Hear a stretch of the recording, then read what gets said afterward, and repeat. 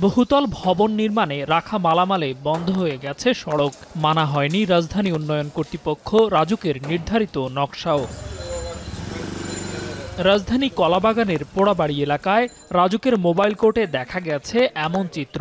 এ সময় নকশা না মেনে ভবন নির্মাণের অভিযোগে এক ভবন মালিককে 1 লাখ টাকা জরিমানা করা হয়, গুড়িয়ে দেয়া হয় বাড়তি অংশ। যদিও এ নিয়ে ছিল ভবন মালিক প্রতিনিধির অভিযোগ। বান্ডেল থাকলে প্রতি সেনমানিতে টাকা বাঁচবে। বিকাশ সেনমানি বান্ডেল কিনে জিতুন প্রতি লেনদেনে। কিছু অপরাধ আমার আছে, কিন্তু পুরাটাই যে আমার ফুলফিল অপরাধ এটা আমি স্বীকার করতে রাজি না। অন্যদিকে রাজুকের নির্বাহী ম্যাজিস্ট্রেট জানালেন, নিয়ম মানা হয়নি ভবন নির্মাণে, যে কারণে তৈরি হয়েছে জনভোগান্তি। মালিকপক্ষকে নোটিশ দেওয়া হয়েছে, কিন্তু তারা আমাদের অফিসেও যোগাযোগ করে নাই, কোনো নোটিশও দেখাতে পারে নাই।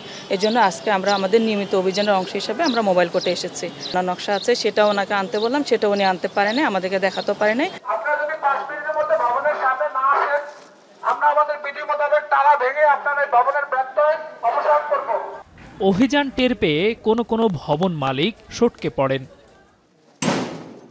নকশা মিলিয়ে দেখা যায় সড়কের জায়গা দখলে নেওয়া হয়েছে। এ সময় গুড়িয়ে দেয়া হয় বাড়তি অংশ।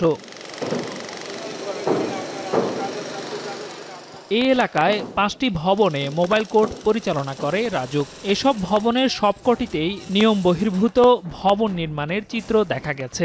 সকল নাগরিক আমরা সুস্থভাবে ঢাকা শহরে বেড়ে উঠতে চাই, আর আমরা ঢাকাকে একটা বাসযোগ্য নগরীতে পরিণত করতে চাই। রাজধানী উন্নয়ন কর্তৃপক্ষ রাজুকের দেওয়া তথ্য বলছে, রাজধানীতে 3382টি ভবন নকশা বহির্ভূত নির্মাণ করা হচ্ছে।